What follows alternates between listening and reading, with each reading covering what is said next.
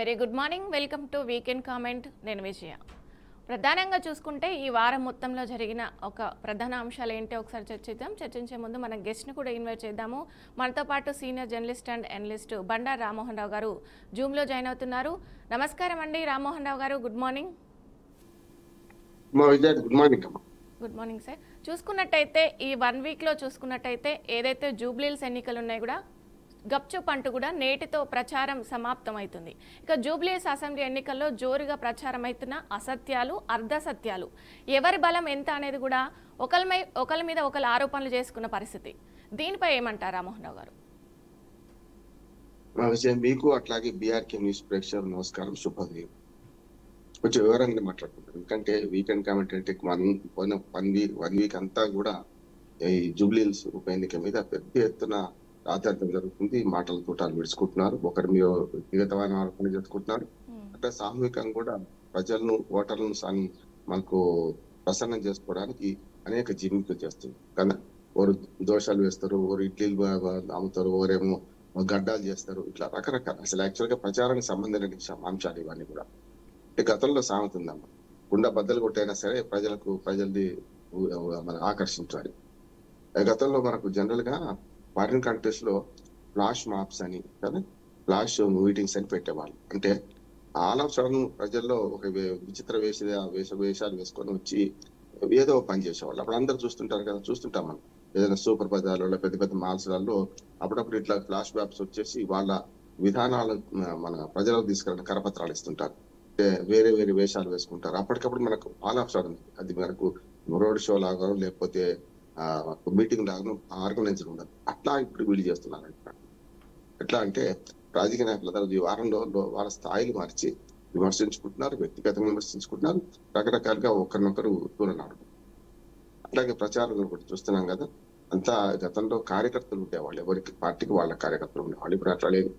ఎక్కడికక్కడ కార్యకర్తను రెంట్కి తీసుకొని, హెయిర్కి తీసుకొని వాళ్ళని నడిపిస్తున్నారు. గంటకైతే ఇంత, 2 గంటలకైతే ఇంత, 3 గంటలకైతే 4 గంటలైతే రోజంతా ఉంటే ఇంత అని.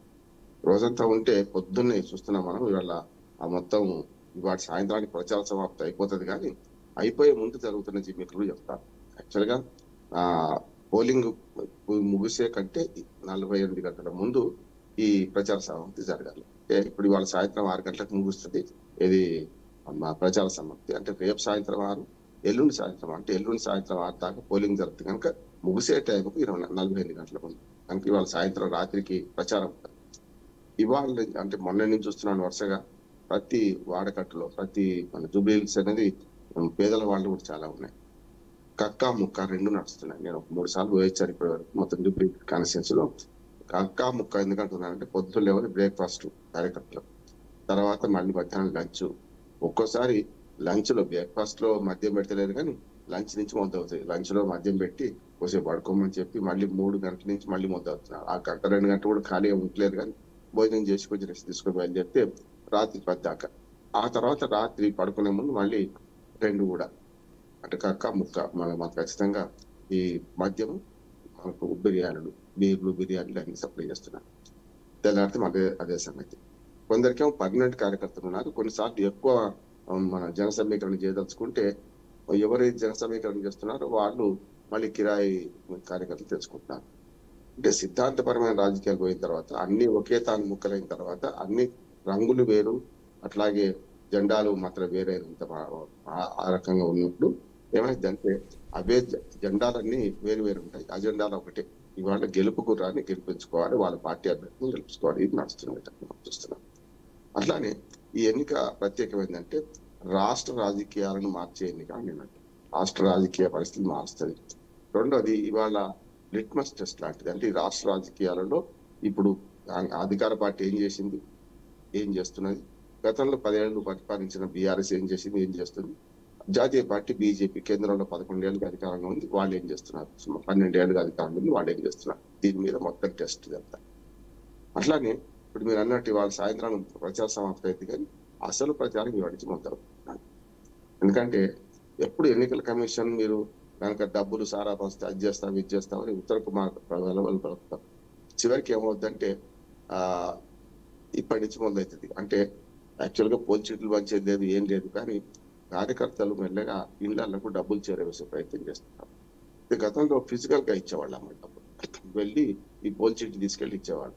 ఇప్పుడు పోల్ చీట్లు మొత్తం అంతా కూడా ఈ రాజకీయ పార్టీలు పంచడానికి లేదు, అది తీసేశారు. చాలా లేదు, చాలా ఎన్నికలు తీసేశారు. పోల్ చిట్టి అనేది మీకు పంచితే పంచుకోవచ్చు, కానీ అఫీషియల్ గా లోపలికి వచ్చేది మాత్రం ఎవరిది అంటే ఎలక్షన్ కమిషన్ ఇచ్చింది. ఎలక్షన్ కమిషన్ ఏం చేస్తుందంటే వాటి నుంచి ప్రతి ఇంటికి తిరిగి వాళ్ళ పోలింగ్ బూత్ నెంబర్ ఎంత, వాళ్ళ ఓటర్ పేరు ఏమిటి, ఓటర్కి సంబంధించిన అంశాలన్నీ చూసుకుంటూ వాటి నుంచి బూత్ లెవెల్ ఆఫీసర్స్ మిగతా వాళ్ళని పెట్టుకొని పోల్ చీట్లు మార్స్తారు. కనుక ఆ మిషన్తోని వీళ్ళు వెళ్ళి డబ్బులు పంచేవాళ్ళు. ఇప్పుడు డబ్బులు పంచడానికి కూడా కొత్త మార్గాలు ఎన్నుకున్నారు. అంటే డైరెక్ట్ గా అకౌంట్ లో కొట్టడం. ఎందుకంటే ఓటర్ లిస్టులో ఫోన్ నెంబర్ అనుసంధానం ఉంటుంది కనుక దాన్ని తెలుసుకోవడం, డైరెక్ట్ గా డబ్బులు వాళ్ళకి వేయడం. అట్లా కొంచెం అర్థం కాదంటే డబ్బులు అందులో పడ్డవి డైరెక్ట్ నోటు చూసింది అనుకుని కష్టం కదా. అందుకని ఏం చేస్తున్నారంటే నోట్ల పంపిణీ జరుగుతుంది. చాలా వరకు డంప్ చేశారు ఇప్పటికే నోట్లు. 500 అన్ని 500 నోట్లకి చెల్లామణి అవుతున్నాయి. ఇప్పుడు ఏం లేదు, 1000 నోట్లు లేదు, ఇటు 100, 200 చెల్లవంటే 100, 200 ఇస్తే ఎవరు తీసుకోరు కూడా ఓటర్లు. ఆ పరిస్థితి తయారైంది కనుక 500 నోట్లు, ఓటుకు 500, ఓటుకు 1000, ఓటుకు 2000 డిమాండ్ బట్టి. కొంచెం ఎమ్మెల్యే ఎలక్షన్స్ కనుక నా ఉద్దేశం ఏంటంటే ఓటుకు 500 నుంచి 1000 రూపాయలు నడుస్తుందని నేను అనుకుంటున్నాను. అంటే మీకు కూలీ పోతుంది కదా, ఒకరోజు కూలీ ఇస్తా, మీరు వచ్చి ఓటు వేయండి, ఇప్పటి నుంచి మొదలవుతాయి. అట్లాగే దానికో పాస్వర్డ్, దానికో టిక్కు, ఏ ఇంటికి అందింది నీళ్లు, ఇది ఏదైతే ఏ ఇంటికి అందినాయి, ఇవన్నీ కూడా వస్తాయి, వాళ్ళకు నడుస్తుంది. అందుకని ప్రచార సమాప్తి అయింది, కానీ అసలైన ప్రచారం ఇప్పుడు మొదలైంది. ఇక ప్రధానమైన నాయకులు అందరూ ప్రచారం చేశారు. అందరికీ చావో రేవో అంటున్నారు, అన్ని పార్టీలకు కూడా. ఉదాహరణకు మీకు కాంగ్రెస్ ని తీసుకున్నాం. కాంగ్రెస్ రామ్మోహన్ రావు గారు ఏదైతే ఉందో వీళ్ళందరూ కూడా నిన్న రేవంత్ రెడ్డి మాట్లాడినట్టు ఒకరిపై ఒకరు వ్యక్తిగతంగా విమర్శలు చేసుకున్నారు. ఏదైతే బ్యాడ్ విజన్స్ అంటూ కూడా నిన్న కేటీఆర్ మీద అలాగే కిషన్ రెడ్డి మీద కూడా కొన్ని వ్యాఖ్యలు చేయడం జరిగింది రేవంత్ రెడ్డి. అంటే ఓటర్ల ముందు కొన్ని ఆలోచింపజేసే విషయాలు నిన్న మాట్లాడినట్టు తెలిసింది. ఇవి కాంగ్రెస్కి కొంత బలాన్ని ఇస్తాయి అనుకోవచ్చా? అంటే అసలు బీఆర్ఎస్ కాంగ్రెస్కే పోటీ నడుస్తుందన్నట్టు కూడా తెలుస్తుంది. అసలు బీజేపీ లేనట్టే కనిపిస్తుంది. దీనిపై ఏమంటారు అసలు? మంచి ప్రశ్న. అంటే అందుకంటే వాళ్ళు ఆలోచించే ప్రచారం ఏం కాదు, ఇది ఒకరినొకరు తీర్చపరచుకోవడం. బ్యాడ్ బాయ్స్, బ్యాడ్ టీమ్ అని చెప్పి, బ్యాడ్ బ్రదర్స్ అని చెప్పి మన కేటీఆర్ ను మన కిషన్ రెడ్డి ఇద్దరిని ఉద్దేశించి రేవంత్ రెడ్డి గారు మొన్న రాజ్యసభలో, మేము బ్యాడ్ బాయ్సా బ్యాడ్ బ్రదర్సా అని మీకు అర్థం కాదు, మీకు ఏంటంటే బండి సంజయ్ ను మన రేవంత్ రెడ్డి RS బ్రదర్స్ అని చెప్పి ఇటు పక్క మన కేటీఆర్ అంటున్నారు. అంటే రేవంత్ సంజయ్ ఇద్దరు RS బ్రదర్స్ అని చెప్పి. అట్లా కాదు, ఈ రెండు పార్టీలు బీజేపీ కాంగ్రెస్ బీఆర్ఎస్ ఒకటి అని చెప్పి బీజేపీ వాడు అంటారు. బీజేపీ వాళ్ళు ఏమంటున్నారు, బీఆర్ఎస్ కాంగ్రెస్ ఒకటి అని వాళ్ళు అంటున్నారు. ఎవరు ఒకటి కాదు, ఎవరి చెప్తున్నారు. మీరు అన్నట్టు ఏంటంటే ఇప్పుడు వాళ్ళ బీజేపీ పుంజుకోలేదు, కొంచెం వెనక్కిపోయిందని అంటే అప్పుడే కిషన్ రెడ్డి గారు చేతులు ఎత్తేసారు. ఇది మాకు రెఫరెండమే కాదంటున్నారు. గతంలో లాగా అంటే కిషన్ రెడ్డి గారు కేంద్ర మంత్రి, ఆయన పరిధిలో ఆయన నియోజకవర్గ పరిధిలో నుంచి గెలిచి ఉన్నది కనుక గెలిపించుకోవాలి అనే పట్టుదలతో ఉన్నాడని మనకు అనుకున్నప్పుడు ఆయన చేతులు ఎత్తేసాడు. ఇది రెఫరెండమే కాదు, మా పార్టీకి రెఫరెండం అసలు కాదు, మా సీటు కాదు, మా ఇల్లు కాదు, అధికారంలో మేము లేము, సీటు ఉన్నదేమో బీఆర్ఎస్ది, ఇవాళ అధికారంలో ఉన్నది కాంగ్రెస్, మేము అధికారంలో లేం కదా, మాకెందుకు రెఫరెండం అవుద్ది అంటున్నాం. పోనీ వాళ్ళకంటే రెఫరెండం అవుద్దా అంటే ఖచ్చితంగా రెఫరెండం ఆ రెండు పార్టీలకు కూడా.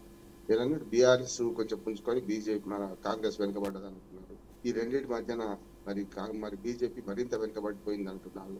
కనుక ఇవన్నీ బేరీ చేసుకుంటే వ్యక్తిగతమైన ఆరోపణలు కూడా చేసుకుంటున్నారు.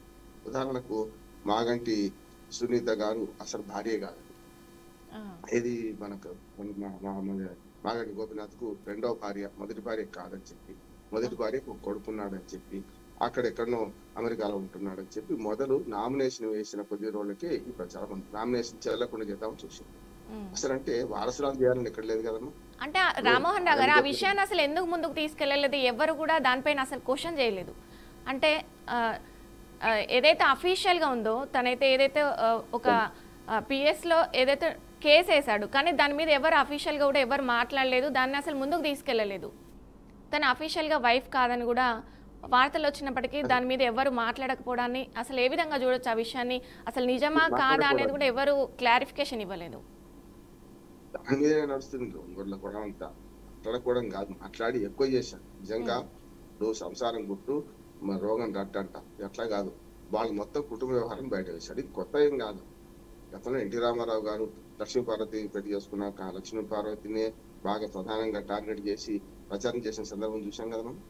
అందుకే ఇప్పుడు వాళ్ళ వ్యక్తిగత కుటుంబ తగాదాలు తీసుకొచ్చి ఇప్పుడు కవిత హరీష్ రావు మీద లేకుంటే సంతోష్ కుమార్ మీద చేస్తుంటే అది కూడా అయింది కదా. కాకపోతే ఎలక్షన్ల అప్పుడు కాలేదు, ఇప్పుడు ఎలక్షన్ అప్పుడు అయింది. అందుకని నేను ఏమంటానంటే సునీత అసలు భార్య అయినా కాకపోయినా ఆమెకు పోటీ చేసే హక్కు ఉందా లేదా? ఉంది కదా. కానీ ఆయన భార్య కాదు కనుక సానుభూతి ఓట్లను తీసేసుకుందాం, నువ్వు భార్య కాదని ప్రచారం చేశాను. చివరికి గోపీనాథ్ మరణం మీద కూడా ఇప్పుడు వ్యక్తిగతంగా పెద్ద ఎత్తున ఆరోపణ చేసుకుంటారు. ఇందులో కేటీఆర్ సంబంధం ఉందని చెప్పి ఆయన 3 రోజులు హాస్పిటల్లో చనిపోయిన తర్వాత కూడా అందులో పెట్టేసేసి చనిపోలేదని అన్నారు. కేటీఆర్ విదేశాల నుంచి వచ్చేదాకా ఆపారని, అట్లాగే ఆయన మన గోపీనాథ్ మొదటి భార్య కొడుకు ఆయన విదేశాల నుంచి వస్తే పువ్వాడ అజయ్ పెద్ద ఎత్తున మనకు ఫోన్లు చేసి నువ్వు రావద్దు ఇక్కడికి, వస్తే ప్రాణహాని ఉందని చెప్పి హెచ్చరించారని ఇవన్నీ అవుతున్నాయి. ఇంత ఆధునిక కాలంలో ఇంకోటి అట్లాగే గోపీనాథ్ గారి తల్లి కూడా కోడల మీద ఆరోపణ చేస్తున్నారు. అంటే నన్ను కన్న కొడుకు సరిపోతే చూడలేదు. నిజంగా ఒక మనవి కోణం చూస్తే తల్లి కంటే మించింది ఎవరు తెలియదు కదా. భార్యలు ఒకరు ఉండొచ్చు, ఇద్దరు ఉండొచ్చు, రకరకాలుగా ఉండొచ్చు, కానీ తల్లి అయితే ఒకటే ఉంటుంది కదా ఎవరికైనా. కానీ తల్లి ఒకటే ఉన్నప్పుడు ఆ తల్లిని చూడనీయలేదని ఆవేదన వ్యక్తం చేసినారు. నేనేమంటున్నాను, ఇప్పుడే ఎందుకు వచ్చింది? ఆయన చనిపోయి 6 నెలలు అయిపోయింది. సరిగ్గా మొన్నటికి 12వ తారీఖు, మొన్న 8వ తారీఖు 6 నెలలు అయిపోయింది. జూన్లో చనిపోయాడు, జూన్ 8, 9 చనిపోయాడు. 6 నెలలు కావస్తుంది, అయిపోయింది. అటువంటిప్పుడు 6 నెలల్లోపు ఒక్కసారన్నా ఆయన తల్లి బయటకు వచ్చి ఒకసారి చెప్పిందా అంటే ఆమె వెనక ఎవరు వస్తుంది కదా సమస్య. ఎందుకంటే ఆ తల్లి కొడుకు ఆస్తి పంచి లేదా లేకుండా ఏం జరుగుతుందో మనకు తెలియదు, కుటుంబత కాదు. కానీ ఇప్పుడు ఈ ఎన్నికల ముందు ఎందుకు వచ్చింది అంటే ఆమె సానుభూతి ఓట్లు ఆమె పడకుండా చేయాలి మాగంటి సునీత కానీ. అట్లానే ఇప్పుడు ఒకవేళ నిజంగానే అమెరికా నుంచి ఆయన కొడుకు వచ్చింది అనుకోండి, మొదటి భార్య కొడుకు, ఆయనను వద్దని నివారించింది అనుకోండి, కాల్ డేటా తీసి తెలుస్తుంది కదా నిజంగా పువ్వాడ అజయ్ కుమార్ ఆమెకు చేసిండా చేయలేదా, చేస్తే ఏం మాట్లాడి అవన్నీ కాల్ డేటా తీసుకోవచ్చు. ఇవన్నీ శాస్త్రీయంగా రుజువులు దొరికేది ఏవి మాట్లాడతలేదు. అశాస్త్రీయంగా ఏది పడితే అది మాట్లాడితే ఓట్లు మాకు టర్న్ అవుతాయి అనుకుంటున్నారు. అందుకని ఇప్పుడు వ్యక్తిగత కారణాలతో సునీతను ఆయన భార్య కాదని, మొదటి భార్య అసలే కాదని చెప్పి చేస్తున్నారు. కానీ మాగంటి గోపీనాథ్ గారు గత 3 సార్లు పోటీ చేశారు కదా, అఫిడవిట్ వేశారు కదా. 2014లో పోటీ చేశారు, టీడీపీ తరఫున గెలిచాడు. గెలిచి మరి ఆయన ఫిరాయించి టీడీపీ నుంచి టీఆర్ఎస్కి వెళ్ళారు. 2018లో టీఆర్ఎస్ నుంచి పోటీ చేశారు, అప్పుడు అఫిడవిట్ వేశారు. అంటే లీగల్ భార్య ఎవరు, ఆమె పేరు మీద ఏమాస్తున్నాయి, తన పేరు మీద ఏమాస్తున్నాయి, కొడుకులు ఎవరు, వీడియోలు ఎవరు అన్ని వేశారు కదా. అవన్నీ అయితే రికార్డు ఉంటుంది కదా మనకు. అందులో మాగంటి గోపీనాథ్ భార్యగా సునీతను చూపించారా లేకుండా ఇంకోని చూపించారా లెక్క అవుతుంటది కదా. 2023లో కూడా వాళ్ళు పోటీ చేశారు, అప్పుడు కూడా మొన్నటికి రీసెంట్ కదా అది కూడా చూపించుంటారు కదా. భార్య పిల్లలు వాటి గురించి, ఆస్తుల గురించి, ఆస్తులు అప్పులు అన్ని చూపించాలి కదా. అంటే ఈ 3 సార్లు చూపించినవి వేస్ట్ అయినా. అట్లా ఇంకోటి ఏంటంటే కోర్టుకి వెళ్ళాల్సింది. తగాదులు ఏమైనా ఉంటే, తల్లికి కొడుకు ఏమైనా పంచాయతీ ఉంటే, ఆస్తులు పంపిణీ ఉంటే, లేకుండా మొదటి భార్య ఉంటే మొదటి భార్య కొడుకు ఏం లీగల్ హక్కులు ఉన్నాయి వాళ్ళు పోలీస్ స్టేషన్లో కేసు పెట్టుకొని చేసుకోవాలి. అసలు ఈ మొత్తం అంతా ఎపిసోడ్ లేపింది ఎవరంటే వాళ్ళేమో బయటపడ్డారు. ఆ బండి సంజయ్ ఏమంటున్నా అంటే మీరు ఎప్పుడో నెల కింద కంప్లైంట్ చేశారు, ఎవరు పట్టించుకోలేరు.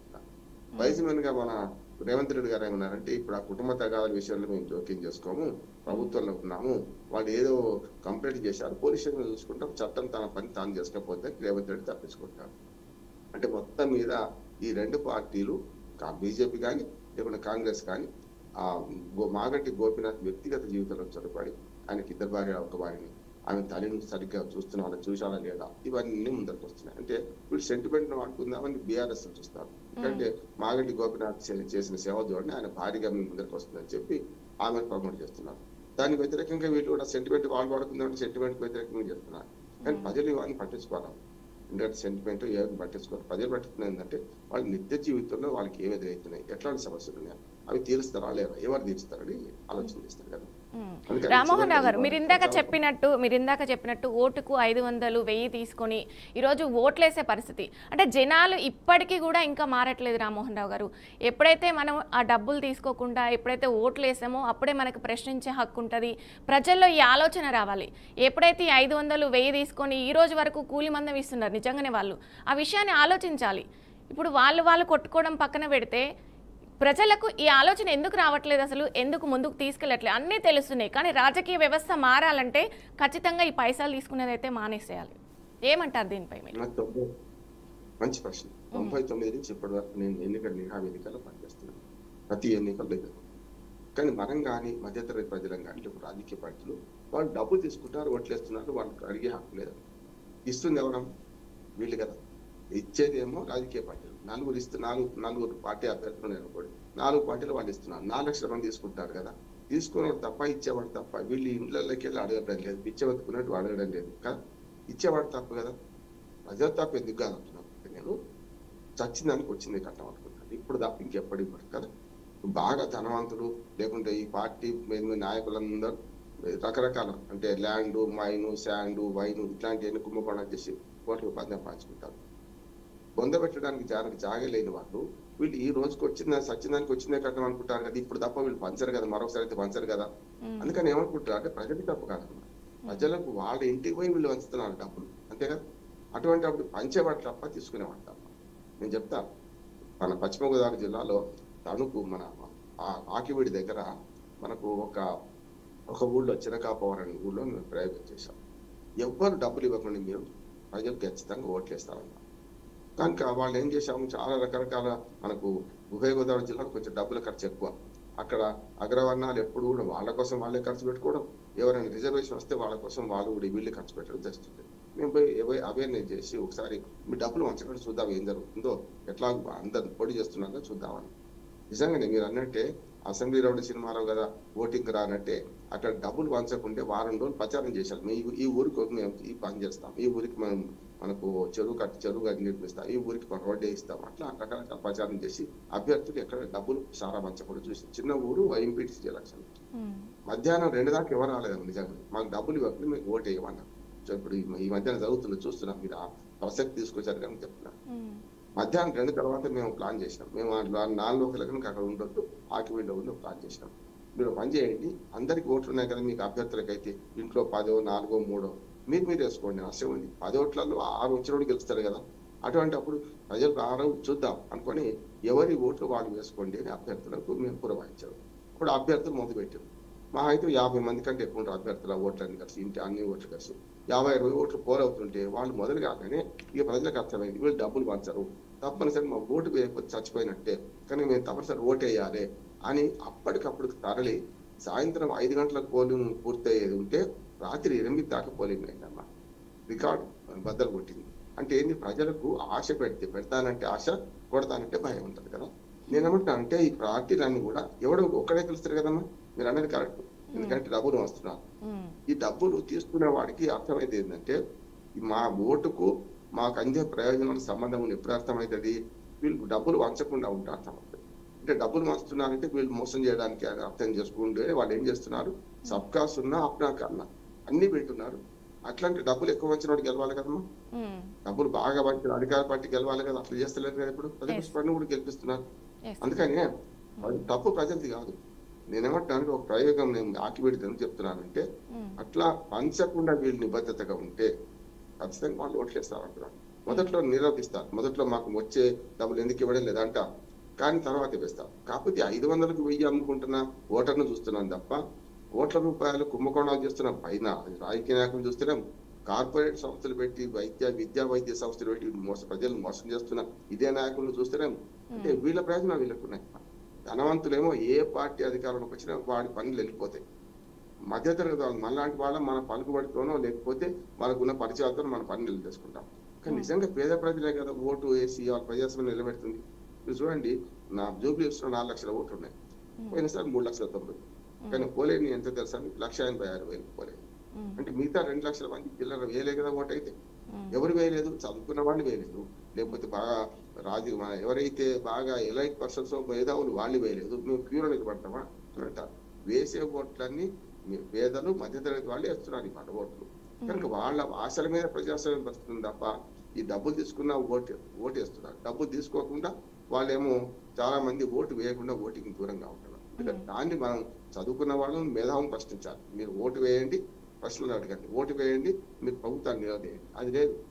చాలా నిలదీస్తారు కానీ ఓటు వేయరు. అంటే ఓటు వేయని వాడికి ప్రశ్నించే అధికారం లేదని మనం గట్టిగా ప్రజలకు తీసుకెళ్ళాలి. అప్పుడు ఈ డబ్బుల పంపిణీ ఇవన్నీ మెల్లమెల్లగా ఆగిపోయే ప్రయత్నం. అయితే ఏదైతే రామ్మోహన్ రావు గారు ఈ 500, 1000 తీసుకొని ఓటేసినప్పుడు ఏదైనా మధ్యతరగతి పేదవానికి ఏదైనా ఆపద వచ్చినప్పుడు వాళ్ళ దగ్గరికి వెళ్తే వాళ్ళు పైసలు డిమాండ్ చేస్తున్నారు ఈరోజు. అంటే ఆ మధ్యతరగతి వ్యక్తి ఒక 10,000 ఇస్తే కానీ, లంచం ఇస్తే కానీ ఆ రోజు నువ్వు ఓటేసినప్పుడు తీసుకున్నావు కదా, ఈరోజు ఎందుకు ఇవ్వమన్నట్టు కూడా వాళ్ళు డిమాండ్ చేసే పరిస్థితి కనబడుతుంది. ఏకంగా ఒక మధ్యతరగతి వ్యక్తి 10,000 ఇవ్వడం కమిషన్ అంటే మామూలు విషయం కాదు. పేదవాళ్ళకి అంత కట్టాలంటే కూడా కష్టం. అంటే ఈరోజు ప్రజల్లోనే మార్పు రావాలి కదా రామ్మోహన్ రావు గారు. నేను పట్టినట్టు మార్పు ఎక్కడి నుంచి పొంది కావాలి. రాజకీయ పార్టీలు ఎందుకున్నాయమ్మా? ప్రజలను ఎడ్యుకేట్ చేసుకోవడం, ప్రజలు అవేర్నెస్ చేసుకోవడం కదా. రాజకీయ పార్టీల పుట్టుకనే రాజకీయ పార్టీ అంటే ఒక పెద్ద స్వచ్ఛంద సంస్థ. ఇటు నుంచి రావాలి. మనం చాలా వరకు ఏంటి ప్రజలు నిందిస్తున్నాం. ప్రజలు నిందిస్తే రావాలి. ఇప్పుడు వాళ్ళు అందరి దగ్గర డబ్బు తీసుకుంటారు కదా, 4 పార్టీలు ఇస్తున్నారు కదా. గతంలో ఒక్కడిస్తే వాడికి పెండ్ అయ్యే పరిస్థితి ఉంది. ఇప్పుడు 2 ఇస్తున్నారు, నలుగురు ఇస్తున్నారు. అంటే వాళ్ళు ఏం చేస్తున్నారు? 4 దగ్గర తీసుకుంటున్నారు, వేసేవాటికి వేస్తున్నారు. లేకపోతే ఎప్పుడు ఒకటే పార్టీ గెలిచేది కదా, అంతే కదా. కనుక డబ్బులు అందరి దగ్గర తీసుకున్నా వాళ్ళు ఆలోచన ప్రకారం వేస్తున్నారు. మధ్యతరగతి వాళ్ళు చదువుకున్న వాళ్ళే మేడప్ మైండ్ తో ఉంటారు. చూడండి, ఇప్పుడు వాళ్ళు నేను ఏమంటున్నానంటే ఆల్రెడీ జూబ్లీ హిల్స్ ఓటర్లు పేద ప్రజలు కానీ మధ్యతరగతి వాళ్ళు ఆల్రెడీ డిసైడ్ అయిపోయారు. ఎవరికి ఓటు వేయాలని డిసైడ్ అయిపోయింది. సమస్య లేదంటున్నాను నేను. దాన్ని కొత్తగా వాళ్ళకి చెప్పాల్సిన అవసరం లేదంటున్నాను. కానీ దీన్ని కొంచెం ఇట్లా ఉల్టా అంటే అవుట్ ఆఫ్ ది బాక్స్ ఆలోచన చేయాలి. చాలా మంది మధ్యతరగతి వాళ్ళు మనం ఏం చేస్తున్నాం అంటే పేదలు నిందిస్తున్నాం. పేదల ఆశ్రయం మీద ప్రజాస్వామ్యం బతుకుతుంది. పేదలు ఓటు వేయడం వల్లనే ఇప్పుడు చూడండి, బీహార్లో 65% మాత్రం పోలింగ్ అయింది. మరి 100 ఎందుకు కాలేదు? ఇందులో తప్పుడు ఓటర్లు ఉన్నారు. ఓటర్ లిస్టులో కూడా తప్పులు ఉన్నాయి. చాలా మంది 2-3 చోట్ల ఓటర్లు ఉన్నారు. లేకపోతే కొందరు చచ్చిపోయిన వాళ్ళు ఓట్లు ఉన్నాయి. ఇవన్నీ తీసేస్తే ఇప్పుడు జూబ్లీ హిల్స్ నియోజకవర్గం 4 లక్షల ఓట్లు ఉండే 3 లక్షల ఓట్లే ఉంటాయి. నేను ఆ ఓటు సంస్కరణ కూడా అంటే SIR మన స్పెషల్ ఇంటెన్సివ్ రివిజన్ జరగాల్సింది అంటున్నాడు. చాలా ఓటర్లు 2 చోట్ల 3 చోట్ల నమోదై ఉన్నారు. వరంగల్లో ఉంటుంది, వరంగల్ పక్క ఊళ్ళో ఉంటుంది, హైదరాబాద్ ఉంటుంది. వాళ్ళకు హైదరాబాద్ ఇల్లు ఉంటుంది, పట్నంలో ఉంటుంది, పల్లెలో ఉంటుంది. అక్కడ 3 చోట్ల ఆంధ్రలో ఉంటుంది, తెలంగాణలో ఉంటుంది, 2 చోట్ల ఓటుకుంటాయి. చూస్తున్నాం కదా. అందుకని ఏమంటే ఈ ఓటర్ లిస్ట్ ను సంస్కరిస్తే తప్ప కొంచెం ఇంత గందరగోళం పోదు అంటున్నాను. దేశంలో నా ఉద్దేశం అంటే 97.5 లక్షల కోట్ల ఓటర్లు ఉన్నాయి. సుమారు 100 కోట్ల ఓటర్లు ఉన్నారు.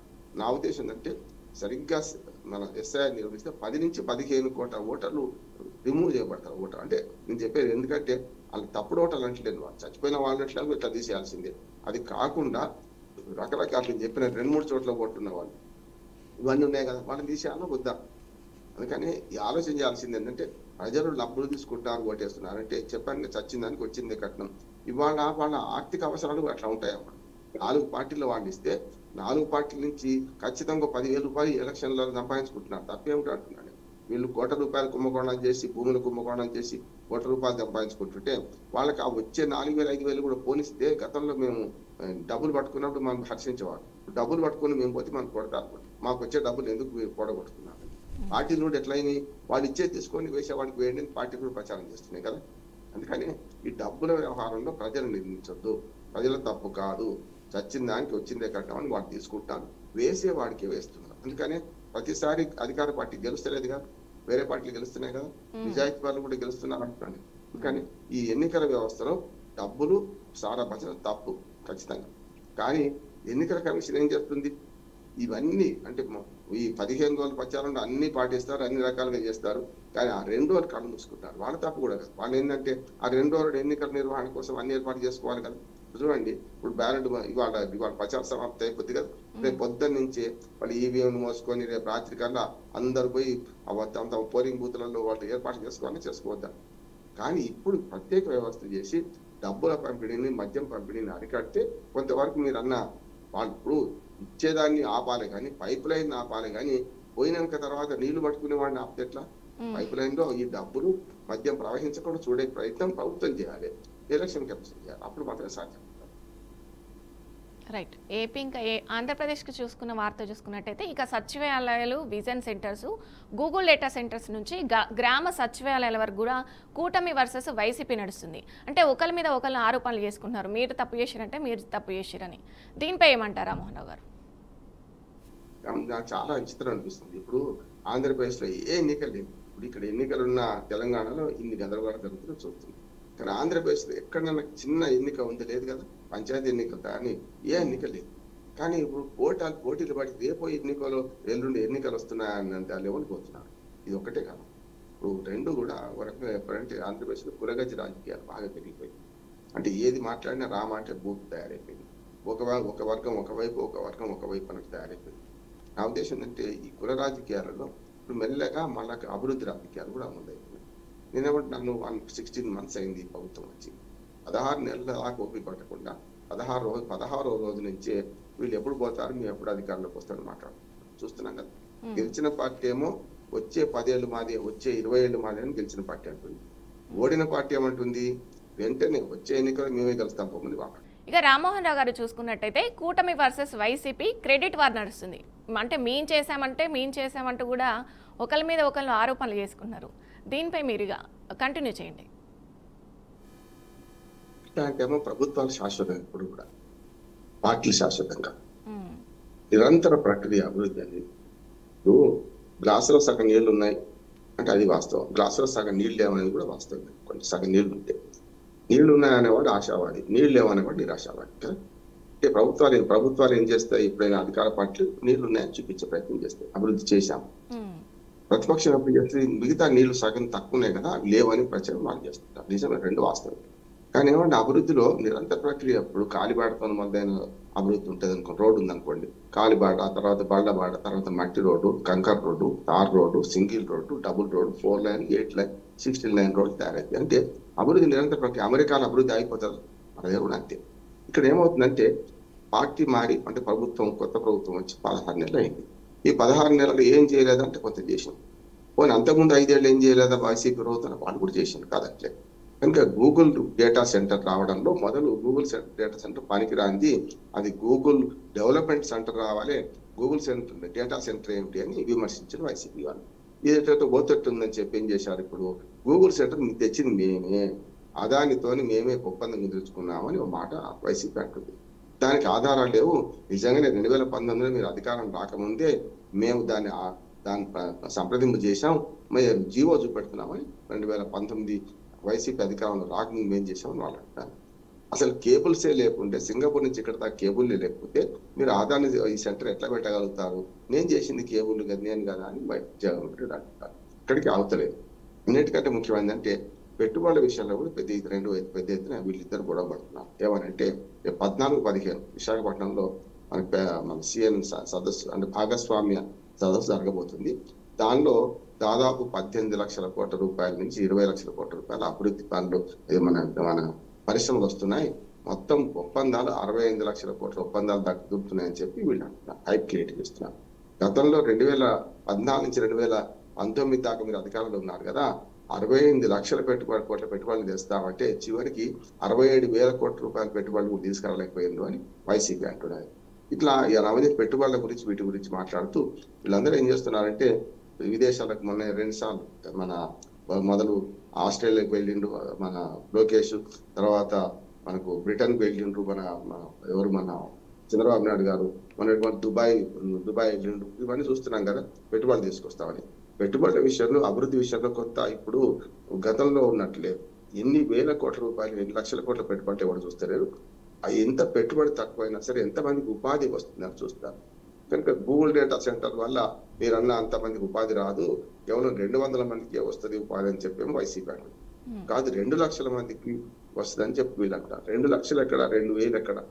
అందుకని నేను ప్రత్యక్ష పరోక్ష ఉపాధి గురించి మాట్లాడాలంటే దానికి లెక్కలు ఉండాలి. అంటే గాలి మాటలు మాట్లాడుతున్నారు.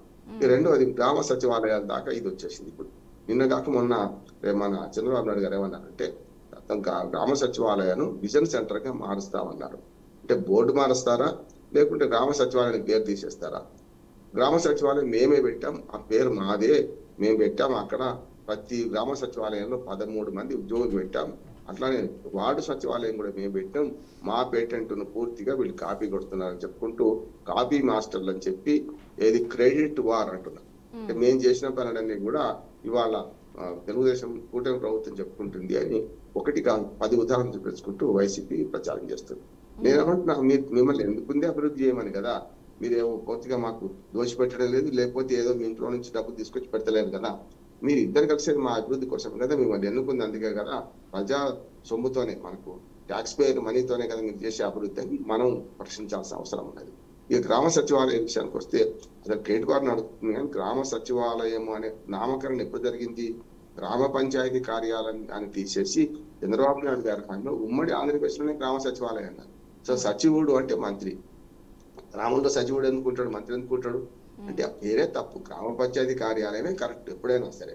గ్రామ పంచాయతీ కార్యాలయం దాంట్లో ఆ అభివృద్ధిని అనుసంధానం చేయాలి. ఇప్పుడు కొత్తగా చంద్రబాబు నాయుడు ఏమంటుంది అంటే ఈ ఏదైతే మన విజన్ సెంటర్స్ అని పేరు పెట్టారు, గతంలో కూడా స్కూళ్ళ రంగులు మార్చి లేకపోతే అనవసరంగా ఖర్చు పెట్టారు, బోర్డులు మార్చారు, ఇవన్నీ పెద్ద పెద్ద నాడు నేడని చెప్పి వాటికి అంగులు చేశారు. కానీ టీచర్ల నియామకం జరగలేదు కదా, విద్య వచ్చిందా, కనుక డబ్బులు అన్ని వేస్ట్ పోయినాయి కదా, కలర్స్ మార్చడం వల్ల హైకోర్టు తీర్పు వల్ల మళ్ళీ కలర్స్ అన్ని మార్చాల్సి వచ్చినాయి కదా, ఈ డబ్బులు ఎవడివ్వాలి అని మనకు తెలుగుదేశం ప్రశ్నిస్తున్నారు. ఇప్పుడు విజన్ సెంటర్స్ అని పేరు మీద పెడితే ఇప్పుడు గ్రామ సచివాలయం బోర్డు తీసేస్తారా, లేకపోతే దాన్ని మళ్ళీ మార్చేసి కొత్తగా విజన్ సెంటర్స్ రాస్తారా? విజన్ సెంటర్ అని ఇంగ్లీష్ పదం, తెలుగు పదం మంచి చెడ్డు అలా అందరికి అలవాటు అయిపోయింది. గ్రామ సచివాలయం అదే ఉంచి మీరు విజన్ సెంటర్ మార్చుకోవచ్చు కదా. కానీ సెక్రటేరియట్, స్టేట్ సెక్రటేరియట్ నుంచి మొదటి మెట్టు అయిన మన గ్రామ సచివాలయాల వరకు ఒక ఆర్గనైజేషన్ సృష్టిస్తాం, పెద్ద ఎత్తున వీళ్ళు చేస్తామంటాం. అందుకని ఇవన్నీ కూడా ఒకరి మీద ఆరోపణలు చేసుకుంటారు తప్ప నిజమైన అభివృద్ధి జరగాలంటే ప్రభుత్వం పనిచేయాలి. ఇప్పటికీ 3 ఏళ్ళే ఉన్నది. 3 ఏళ్లలో ఆంధ్రప్రదేశ్ ప్రభుత్వం ఏం చేయాల్సి ఉన్నది? అమరావతి పూర్తి నిర్మాణం చేయాలి, పోలవరం కట్టుకోవాలి, రామాయపట్నం పోర్టు పూర్తి చేసుకోవాలి, విశాఖ ఉక్కు కర్మాగారం ప్రైవేటీకరణ జరగకుండా చూసుకోవాలి, మనకు కడప ఉక్కు కర్మాగారం 5వ సారి 6వ సారి శంకుస్థాపన జరిగిందని చేసుకోవాలి. సర్వతోముఖ అభివృద్ధికి ప్రయత్నం చేయాలి తప్ప మీ పార్టీలో గొడవ పట్టుకుని ఒకరినొకరు విమర్శించుకుంటే ఏమి లాభం లేదు. దానివల్ల ప్రజల కోరికేది కూడా ఏం లేదనుకున్నాను. ఇప్పటికైనా సరే ఆంధ్రప్రదేశ్ లో రాజధాని నగరం గుర్తింపు కావాలి.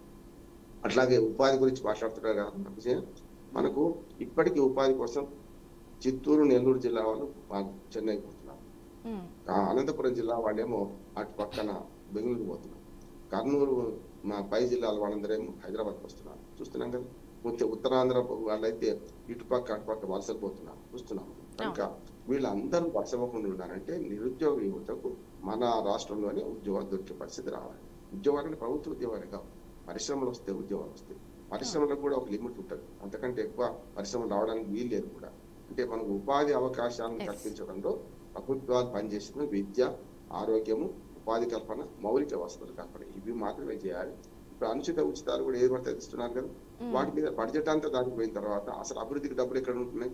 అందుకనే కదా ఆంధ్రప్రదేశ్ ప్రభుత్వం బాధపడుతుంది ఏంటంటే అనుచిత ఉచితాలు మొత్తం ఇస్తే, వాళ్ళు నిజంగానే వాళ్ళు ప్రచారం చేసిన ఇస్తే అభివృద్ధికి ఒక్క రూపాయి కూడా మిగలదు. అందుకని అప్పులు చేయాల్సి వస్తుంది.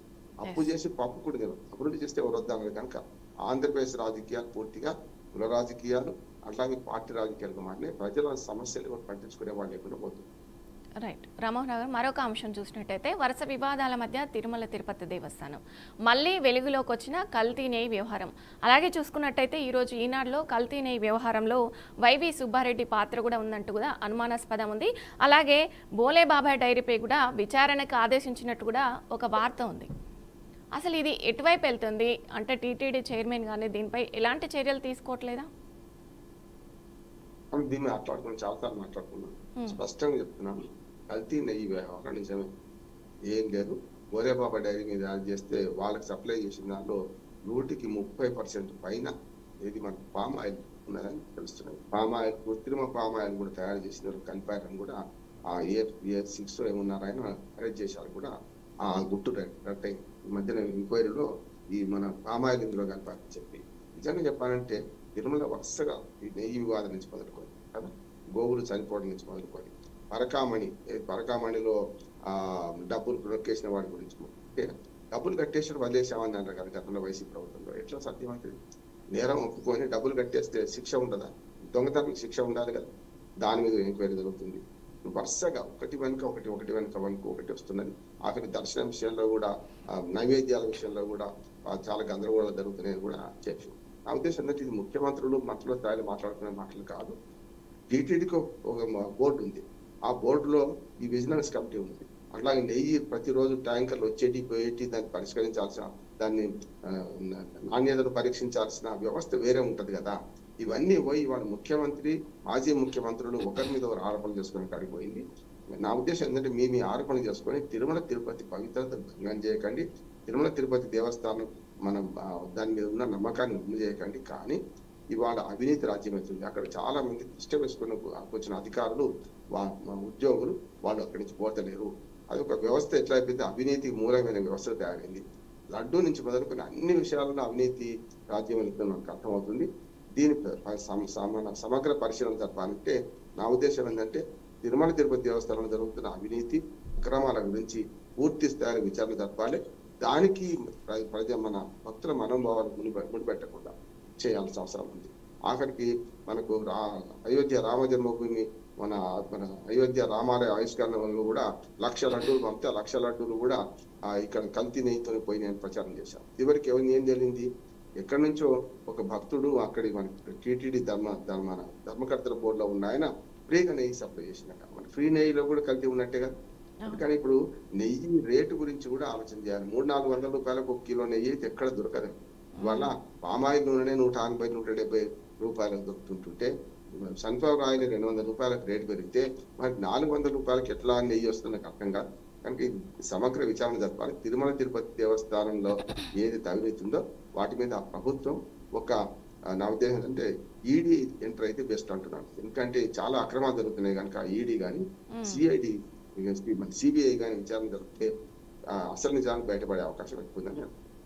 రైట్. ఇంకా జాతీయంగా చూసుకున్నట్టయితే రామ్మోహన్ గారు, రాహుల్ గాంధీ తేల్చిన హెచ్ బాంబు పేలుతుందా, గత జలసేతు బంధనంగా ఇక మారుతుందంటారా? అంటే రాహుల్ గాంధీ కొన్ని వ్యాఖ్యలు చేయడం జరిగింది మొన్న న్యూస్కి సంబంధించి, దీనిపై ఏమంటారు? బీహార్లో కూడా సరే ఎన్నికల గురించి మాట్లాడి అక్కడికి వస్తాను. బీహార్లో కూడా 11వ తేదీ 2వ విడత ఎన్నిక జరగబోతుంది. మొదటి విడత ఎన్నికనేమో ఇప్పుడు రేపు పొద్దున ఈ వాటికి ప్రచార సమాప్తి పూర్తవుతుంది. 2వ విడత ఎన్నికకు మన 11 నాడు మొదలు పెట్టే అవకాశం ఉంది. కనుక ఇక్కడ చూసుకుంటే ఈ లోపట్టే ఇక్కడ సేమ్ మన తెలంగాణలో జూబిలీస్ ఎన్నికలు ఎట్లాంటి ప్రచారం జరుగుతున్నాయి అక్కడ కూడా జరుగుతుంది. ఓటు చోరీ అని మొదలు మనకు రాహుల్ గాంధీ ప్రచారం చేశారు. అంతకుముందు ఏం చేశారు, ఈవీఎంలు తప్పు వల్లే మేము ఓడిపోతున్నామన్నారు.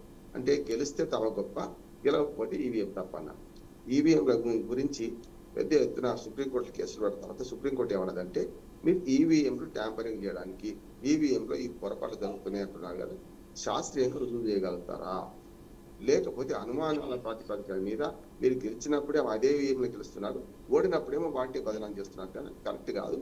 అనుమానాల ప్రాతిపదిక మీరు వస్తే లాభం లేదు, శాస్త్రీయమైన రుజువులు ఉంటే రండి అని కొట్టేసింది అన్ని కేసులు. కనుక ఇప్పుడు ఈవీఎంలో పోయినాయి, ఓటు చోరీ అంటున్నాను. నేను ఏమంటున్నానంటే ఇప్పటికి కూడా బీహార్లో అదే పరిస్థితి. 65 లక్షల ఓట్లు మొన్న ఎస్ఐఆర్ ఫస్ట్ టైం అంటే 20 ఏళ్ల తర్వాత 25 ఏళ్ల తర్వాత మనకు 20 ఏళ్ల తర్వాత మనకు ఎస్ఐఆర్ చేశారు. మనకు స్పెషల్ ఇంటెన్సివ్ రివిజన్ చేశారు. బీహార్లో 65 లక్షల ఓట్లు తీసేశారు. చెప్పారు కదా ఎట్లా తీసేసినామని చెప్పారు కదా. అందులో ఊళ్ళో లేని వాళ్ళ ఓట్లు, వలసపోయిన వాళ్ళ ఓట్లు, చనిపోయిన వాళ్ళ ఓట్లు, 3-4 చోట్ల ఉన్న వాళ్ళ ఓట్లు తీసేసిన వాళ్ళు. కానీ మళ్ళీ 25 లక్షల ఓట్లు వాళ్ళకు ఇంక్లూడ్ అయినాయి కదా. మళ్ళీ కొత్త ఓటర్లు 8 లక్షల మంది ఓటర్లు వాళ్ళు నమోదు చేసుకున్నారు కదా. అంటే 65 తీసేశారు, 35 మళ్ళీ కలిసినాయి. అంటే ఈ ఎన్నికల సంస్కరణలో భాగంగా ఓటర్ లిస్ట్ సంస్కరించాలా వద్దా, అట్లా ఉండాలా అనే ప్రశ్న వేసుకుంటే రాహుల్ గాంధీ గారి సమాధానం లేదు. ఇక హెచ్ బాంబు వేల్చింది. హెచ్ బాంబు అంటే ఏంటంటే హర్యానాలో ఓటర్ లిస్ట్ లో ఎప్పుడో తప్పులుంటే మొన్నటి ఎన్నికలు హర్యానాలో ఎన్నికలు జరిగి దాదాపు 1.5 year అయిపోయిందమ్మా. పార్లమెంట్ ఎన్నికలు జరిగిన తర్వాత 1 year తర్వాత మన అప్పుడు జరిగినాయి. జరిగితే కాశ్మీర్ హర్యానా జరిగింది. హర్యానాలో స్వయంకృతాపరాధంతో కాంగ్రెస్ ఓడిపోయింది తప్ప ఓటర్ లిస్ట్ లో తప్పులున్నాయి అంటే నేను దొంగలు పడ్డం 6 నెలలకు కుక్కలు కొట్టినట్టున్నాయి. నేను ఎందుకంటే గత జల చేతిపందనం ఎందుకు అంటున్నాను అంటే బీహార్లో ఎన్నికలు జరుగుతున్నాయి, 12 రాష్ట్రాల్లో స్పెషల్ ఇంటెలిజెన్స్ రివిజన్ జరుగుతున్నది.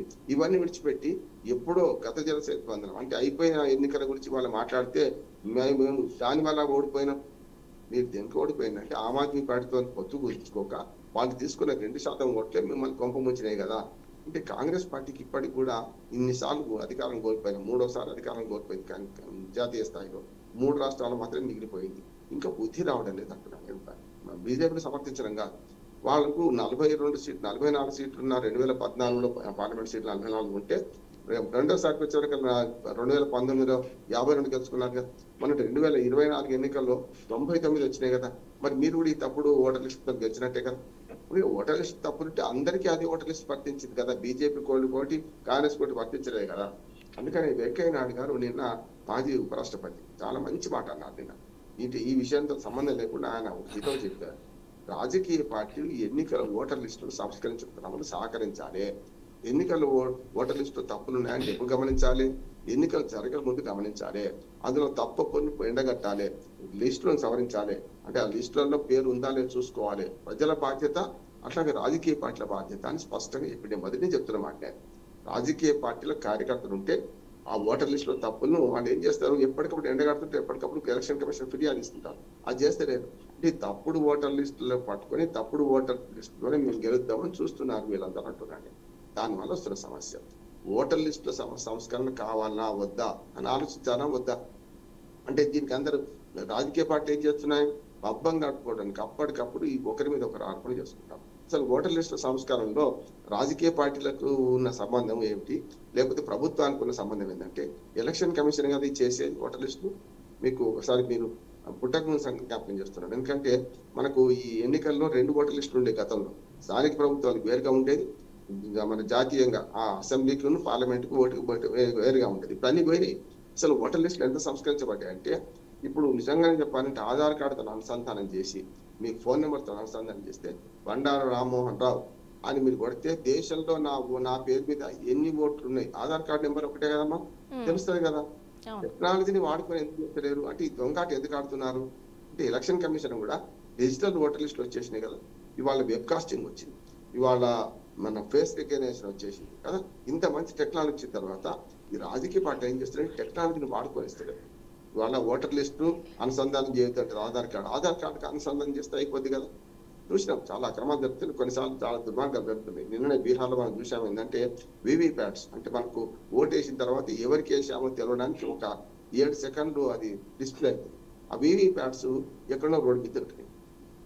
ఏం దొరికినాయి అంటే వివరణ ఇచ్చిన ఎలక్షన్ కమిషన్ ఏంటంటే వాళ్ళు మాక్ పోలింగ్ అని ఉంటుంది అమ్మా. పొద్దున ఏం చేస్తారంటే 7కు అసలు పోలింగ్ మొదలు కాకముందు ఈ యంత్రం సరిగ్గా ఈవీఎం సరిగ్గా పనిచేస్తుందా లేదని చూడడానికి ఒక మాక్ పోలింగ్ అంటే మోడల్ పోలింగ్ చేస్తారు. ఆ రాజకీయ పట్లన్నింటి మీరు 4, 5 ఇట్లా వేసుకోండి, మీరు వేసుకున్న ఓట్లు గుర్తుపెట్టుకోండి, దాన్ని బట్టి ఈవీఎం సరిగ్గా పనిచేస్తుందా, మన వేసిన లెక్క కలుస్తుందా అని చెప్పి చేస్తారు. ఆదర్శంగా మోడల్ పోలింగ్ చేస్తారు. చేయగానే ఆ తర్వాత ఆ వీవీప్యాట్స్ ని తీసేసి మళ్ళీ కొత్తగా మళ్ళీ సీల్ చేసి అప్పటి నుంచి పోలింగ్ నడిపిస్తారు. ఆ ఈ వీవీప్యాట్స్ ను ఆ చిన్న స్లిప్స్ ఉంటాయి వీవీప్యాట్స్ అంటే అవి తీసి ఎక్కడో రోడ్డు మీద పడ్డాయి. అధికారులు సస్పెండ్ చేశారు. అది కేవలం మొదలు మాక్ పోలింగ్కి అసలు కావు అని చెప్పి ఇప్పుడు ఎలా ఎలక్షన్ కమిషన్ వివరిస్తుంది. మరి ఇట్లాంటి చిన్న చిన్న పొరపాట్లు జరగకుండా చూడాల్సిన బాధ్యత ఎలక్షన్ కమిషన్ కదా. ఇప్పుడు మొత్తం యంత్రాంగం అంతా జిల్లా కలెక్టర్ నుంచి మొదలు పెడితే మొత్తం ప్రతి జిల్లాలో పనిచేసే యంత్రాంగం అంతా ఎలక్షన్ కమిషన్ పరిధిలోకి పోతుంది కదా. ఎన్నికల కమిషన్ కూడా తప్పున్నది కాదంటే, కానీ రాహుల్ గాంధీ బాంబు మనకు పేలుస్తున్నా అన్నారు కదా, ఇవన్నీ వట్టి తుస్సుమనే బాంబులే. నా ఉద్దేశం ఏంటంటే ఎన్నికల ఓటర్ లిస్టు సంస్కరించాలి. ఇప్పటికే 12 రాష్ట్రాల్లో వచ్చింది, మనం సంస్కరించే ప్రయత్నం చేస్తున్నారు. దీన్ని వ్యతిరేకిస్తున్న పార్టీలు తప్పు అంటున్నాను. ఇవాళ ఓటర్ లిస్టులో పూర్తి సంస్కరణ జరగాలంటే మమతా బెనర్జీ జీవనాన్ని వ్యతిరేకిస్తుంది. ఎందుకు చూస్తున్నాం కదా, నిన్న చాలా పెద్ద ఎత్తున కొన్ని టీవీలు ప్రసారం చేసినాయి. చాలా మంది రోహింగ్యాలు బయట దేశాలకు వచ్చిన వాళ్ళు, బంగ్లాదేశ్ నుంచి వలస వచ్చిన వాళ్ళు మనకు పశ్చిమ బెంగాల్ రాష్ట్రంలో లక్షలాది మంది ఉన్నారట. మరి లక్షలాది ఓట్లు బయట దేశాల నుంచి వచ్చి చేయడం కరెక్టేనా అంటే వీళ్ళు ఓటు బ్యాంక్ రాజకీయాల కోసం వాళ్ళందరినీ ఓటర్లో చేర్చిండ్రు, వాళ్ళకి ఆధార్ కార్డు ఇచ్చిండ్రు, దొంగ ఆధార్ కార్డు ఇచ్చిండ్రు, దాంతో పాటు వాళ్ళకు రకరకాలుగా రేషన్ కార్డులు అన్ని మన సంక్షేమ పథకాలు పనికొచ్చేటట్టు చేసిండ్రు. అది కూడా చూసినాం. నేను పశ్చిమ బెంగాల్లో ఒక రోడ్డు మీద అంటే చెరువు పక్కన దాదాపు 100,000 ఆధార్ కార్డులు దొరికినాయి అక్కడ. ఎవరి చూడాలి కదా. అందుకని ప్రభుత్వాలు సమగ్రంగా ఆలోచించి కేంద్ర రాష్ట్ర ప్రభుత్వాలు వాళ్ళు పరస్పరం సహకరించుకొని ఈ ఆధార్ కార్డులను కుంభకోణం బయట పెట్టాలి. అట్లా అని మనకు ఓటర్ లిస్టులలో తప్పుల కుంభకోణం బయట పెట్టాలి. లేకపోతే ఏమవుతుందంటే తప్పుడు ఓటర్ లిస్ట్ పట్టుకొని తప్పుడు ఎన్నికలు చేస్తే తప్పుడు ఫలితాలే వస్తాయి. అందుకని రాజకీయ పార్టీలన్నిటికీ బాధ్యత ఉంది. ఎన్నికలు సక్రమంగా జరగాలి, స్వేచ్ఛగా జరగాలి, నిర్భయంగా జరగాలి. తప్పు లేకుండా జరగాలి. దానికి ఇవాళ ఎన్నికల కమిషన్ తీసుకుంటే నిర్ణయాన్ని సమర్థిస్తున్నాను. ఎన్నికల కమిషన్ కూడా కొన్నిసార్లు పిల్లి మోకలు వేసి ఆధార్ కార్డు పనికి రాదని, మిగతా కార్డులలో కంటే ఆధార్ కార్డులు తప్పులు ఉన్నాయని ఉండవచ్చు. కానీ మనిషికి అయితే ఒకటే ఉన్నది కదా, ఆధార్ కార్డు నెంబర్ ఒకటే ఉంటది కదా, ఏదో ఒకటి పాటించాలి కదా. కొన్ని దేశాల్లో ఒక గుర్తింపు కార్డు పోయిందంటే వాళ్ళ బతుకు ఆగమైపోతుంది. మన దగ్గర అట్లా ఏదైనా గుర్తింపు కార్డు ఎవరైనా ఇస్తాడు చేసుకోవచ్చు, లంచం పెడితే ఏదైనా జరుగుతుంది. అంటే అవినీతి ఆశ్రిత పక్షపాతం ఉన్న రోజు ఈ రాజకీయ పార్టీ దానికి ప్రయత్నం చేస్తున్న రోజులు ఇవి జరుగుతూనే ఉంటాయి. ఇవి జరగా ఆపాలంటే వ్యవస్థలు సరిగ్గా పనిచేయాలి. ఇప్పుడు రాహుల్ గాంధీ చేసే పని ఏంటంటే అన్ని వ్యవస్థలను వ్యతిరేకిస్తున్నారు. ఆఖరి సుప్రీంకోర్టు మీద వ్యాఖ్యలు చేసి చూసినాం మనం. గతంలో సుప్రీంకోర్టు మీద వ్యాఖ్యలు చేసి సుప్రీంకోర్టు కూడా అన్నది, మీరు దేశ భద్రత గురించి సైన్యం మీద ఆరోపణలు చేస్తారు. సైన్యం నైతిక స్థైర్యాన్ని దెబ్బతీస్తున్నారు కదా. చైనా పలానా భూభాగం ఆక్రమించుకుందని మీరు అక్కడికి వెళ్ళి చూసారా, ఏం చేశారు, మీకు ఎట్లా సమాచారం ఉంది అని రాహుల్ గాంధీ ప్రశ్నిస్తే మనం బెబ్బెబ్బే అన్నాడు. అంతకుముందు చౌకీదార్ చోర్ హై అంటే ఎట్లా అంటారని చెప్పి అప్పుడు సుప్రీంకోర్టు బంధులిచ్చింది. మోడీలందరూ దొంగలు ఎందుకుంటారు అనే మాట మీద చేసింది కదా. నేనేమంటున్నాను, రాహుల్ గాంధీ గెలిస్తే తమ గొప్ప అంటున్నాడు, ఓడిపోతే ప్రభుత్వమో లేకపోతే ఈవీఎంలో లేకపోతే ఎలక్షన్ కమిషనో లేకపోతే సుప్రీంకోర్టును కూడా విమర్శించే ప్రయత్నం చేస్తున్నాను. సరైనది కాదు. నా ఉద్దేశంలో మీ విధానాలు తప్పు పరిష్కరించుకోండి. మీ విధానాల్లో తప్పు ఉన్నది. మీరు దేశవ్యాప్తంగా మీరు ఏదైతే కాంగ్రెస్ పార్టీని ప్రమోట్ చేసుకోవడం తప్పు పడుతున్నారు. మీ అసమర్థత్వాలు మీరు ఓడిపోతున్నారు తప్ప మీ విధానాలు సరిగ్గా చేసుకుంటే తప్పని గెలుస్తారు కదా. అట్లని బీజేపీ సరిగ్గా విధానాలు ఉన్నాయి అంటున్నాను. వాళ్ళు ప్రమోట్ చేసుకుంటున్నారు, ప్రజలకు పోతున్నారు, గెలుస్తున్నారు. మీరు ఆ పని చేయలేక అన్ని వ్యవస్థలను దూషణ చేస్తే అన్ని వ్యవస్థలు పనికి రాకుండా ఒక్క బీజేపీకి సహకరిస్తున్నాయి అంటే మరి మీరు గెలిచినప్పుడు మీకు వరుసగా ఎక్కువ సీట్లు వస్తున్నాయి. బీజేపీ 240కి పరిమితమైంది మొన్న, మరి వాళ్ళు ఓడిపోతున్నారు కదా. ఒకటి ఏదైనా అక్రమాలు జరుగుతున్నాయంటే ప్రతిసారి అధికార పార్టీ గెలవాలి కదా. 2004 నుంచి 14 దాకా మీరు అధికారంలో ఎందుకు ఓడిపోయింది మరి మీరు ఈ పని చేస్తే? ఒకవేళ 2014 నుంచి ఇప్పటిదాకా అధికారంలో ఉన్న బీజేపీకి మన 240కి ఎందుకు పడిపోయింది 303 సీట్ల నుంచి? అందుకని ప్రజల విజ్ఞతను ప్రశ్నిస్తున్నారు. ప్రజలు విజ్ఞులు, ఎవరిని కింద కూర్చొని పెట్టాలి, ఎవరిని అందరం ఎక్కించాలి వాళ్ళు తెలుసు కనుక ప్రజల విజ్ఞతను ప్రశ్నించకండి, ప్రజల తీర్పును అవమానించకండి. అన్ని పార్టీలకు విజ్ఞప్తి చేస్తున్నాను. రైట్. రామ్మోహన్ గారు, అంతర్జాతీయంగా చూసుకున్నట్టయితే షట్ డౌన్ మరింత కాలం కొనసాగుతుంది. అమెరికాలో కొనసాగుతున్న ఆర్థిక సంక్షోభం అతిపెద్ద దీర్ఘకాలిక షట్ డౌన్ అంటారా ఇది? ఖచ్చితంగా. ఇప్పటికీ 81 నుంచి ఇప్పటికీ 15 సార్లు షట్ డౌన్. 10 రోజులు 15 రోజులు షట్ డౌన్ అంటే కూడా సామాన్య ప్రజలకు అర్థం కావాలంటే ఏం లేదమ్మా. ఇప్పుడు మనకు బడ్జెట్ ఆమోదించకుండా రాష్ట్రాలు కానీ కేంద్రం కానీ ₹1 ఖర్చు పెట్టడానికి వీలు. రాష్ట్రంలో అయితే అసెంబ్లీ ఆమోదించాలి, కేంద్రంలో అయితేనే పార్లమెంట్ ఆమోదించాలి. పార్లమెంట్ ఉభయ సభలు ఆమోదించాలి. రాజ్యసభ ఆమోదించకపోయినా ఆర్థిక బిల్లు కనుక ఒకసారి లోక్సభ ఆమోదిస్తే రాజ్యసభ ఆటోమేటిక్ గా ఆమోదించాల్సిందే. ఒకసారి తిప్పి పంపితే రెండోసారి అయిపోతుంది. అమెరికాలో కూడా అమెరికన్ కాంగ్రెస్ ఉంటుంది. అమెరికాలో అధ్యక్ష తరహా పాలన. ఇప్పుడు మన రాష్ట్రపతి ఎట్లా ఉంటాడు, వాళ్ళ రాష్ట్రపతి అధ్యక్షుడు, అక్కడ ప్రధానమంత్రి అంటే వేరే ఉండదు పోస్టు. అధ్యక్షుడే అక్కడ అధ్యక్షుడు, మొత్తం రాష్ట్రపతి ప్రధానమంత్రి 2 బాధ్యతలు ఆయన చేస్తారు చెప్పాలంటే. అంటే మన దేశానికి పోల్చుకుంటే కనుక అమెరికా అధ్యక్షుడిగా ఈ ట్రంప్ ఎన్నికైన తర్వాత అంతకుముందు 4 ఏళ్ళు మొదటిసారి చేసినప్పుడు 3 సార్లు షట్ డౌన్ అయింది. అంటే పార్లమెంట్ అంటే అమెరికాలోని పార్లమెంట్ సెనేట్ అంటాం, వాళ్ళల్లో డెమోక్రాట్స్ ఉన్నారు, రిపబ్లికన్స్ ఉన్నారు. Republican party అధ్యక్షుడినే. డెమోక్రాట్స్ కూడా కలుపుకొని పోవాల్సిన అవసరం ఉండే, అక్కడ మెజార్టీ లేదు. రిపబ్లికన్ పార్టీకి మెజార్టీ లేదు, కానీ అధ్యక్షుడిగా దేశవ్యాప్తంగా ఆయన ఎన్నికైంది. కానీ పార్లమెంట్లో కదా ఒకసారి సరిగ్గా మనకు బిల్లులు వీగిపోతుంటాయి కదా. అట్లా ఇక్కడ ఏమైందంటే అమెరికా కాంగ్రెస్ లో ఈ బిల్లు ఆర్థిక బిల్లు వీగిపోయింది. అంటే వాళ్ళ లెక్క ఎట్లా ఉండదంటే అక్టోబర్ 1 నుంచి మన సెప్టెంబర్ 30 దాకా వాళ్ళ లెక్క. అంటే వాళ్ళ ఆర్థిక సంవత్సరం అట్లా తీసుకున్నారు కనుక సెప్టెంబర్ 30 నుంచి తెల్లారితే అక్టోబర్ 1 నుంచి మళ్ళీ కొత్త బడ్జెట్ మొదలు కావాలి, కొత్తగా ఆర్థిక బిల్లు పాస్ కావాలి. కాకపోవడం వల్ల ఏమైందంటే ఇప్పుడు అక్టోబర్ 1 నుంచి మొత్తం అంతా స్తంభింపబడ్డాయి. నిన్న విమానాల రాకపోకలు కూడా చాలా వరకు ఆగిపోయింది. మన దేశంలో కూడా చూసాం కదా, మనం సాంకేతికంగా అయిపోయింది. మనకి నిన్న రామ్మోహన్ నాయుడు గారు బెంగళూరు నుంచి వెంటనే అవుట్ వెళ్ళింది. మొన్న రాత్రి నుంచి ఏటీసీలు తనకి పనిచేయకుండా, ఏ ట్రాఫిక్ కంట్రోల్స్ పనిచేయకుండా మన దగ్గర సాంకేతికంగా అయిపోతే అక్కడ అట్లా కాదు, మొత్తం అత్యవసర సేవలు తప్ప అన్ని బంద్ అయింది. ఇప్పుడు అక్కడ అతి పెద్ద మీరు అన్నట్టు అక్టోబర్ 1 నుంచి అంటే ఇవాళ 9వ తేదీ ఉన్నాం. ఇవి 9 అక్టోబర్ 31 40 రోజులుగా ఆగిపోయినాయి. ఇప్పటి వరకు అత్యధికంగా ఆగిపోయింది 32 రోజులు మాత్రమే, 32 33 రోజులు మాత్రమే. ఇప్పుడు మిగతా 7 రోజులు కలిసి వచ్చి పెరిగినాయి. అమెరికాలో కేవలం అత్యవసర సేవలు తప్ప మిగతా ఏవి కూడా అక్కడ కొనసాగడానికి వీల్లేని పరిస్థితి అయింది. ఈ షట్ డౌన్ ను పరిష్కరించాలంటే ట్రంప్ దిగి రావాలి. ట్రంప్ ఏం చేయాలంటే పార్లమెంట్ సభ్యులందరూ కూర్చోబెట్టి, సెనెట్ కూర్చోబెట్టి, అయ్యా బేసిజం లేదు, మనం అమెరికా ముందుకెళ్ళాలి, లేకపోతే కష్టం. ఇప్పటికీ 7,000 బిలియన్ల ఆర్థిక నష్టం జరిగింది. ఇప్పటికే చాలా వరకు మార్కెట్ అంతా పునాది పోయింది. మార్కెట్ లో ఆర్థిక ఆదాయం లేకుండా పోయింది. లక్షలాది డాలర్లు నష్టపోతున్నారు వాళ్ళు. ప్రజల ఆదాయం పూర్తిగా పడిపోతుంది. స్టాక్ ఎక్స్చేంజ్లలో అన్ని జరుగుతున్నాయి. కనుక అమెరికా షట్ డౌన్ పరిష్కారానికి అమెరికా అధ్యక్షుడి చేతిలో ఉంది. ఆయన సెనెట్ నొప్పించి బిల్లు పాస్ చేసుకుంటే పోతుంది. కాకపోతే నాకైతే సుదూర భవిష్యత్తులో ఇప్పటింతలో వెంటనే పరిష్కారం అయితే అంతలే అనుకుంటలేను. కానీ వాళ్ళ నష్టం, ఆర్థిక నష్టం జరుగుతుంది కనుక నష్ట నివారణ చర్యలు తీసుకునే బాధ్యత మాత్రం అమెరికా ప్రభుత్వం మీద ఉండాలి. రైట్, రామ్మోహన్ రావు గారు, మీ విలువైన సమయాన్ని కేటాయించి మంచి విశ్లేషణ అందించారు. Thank you so much.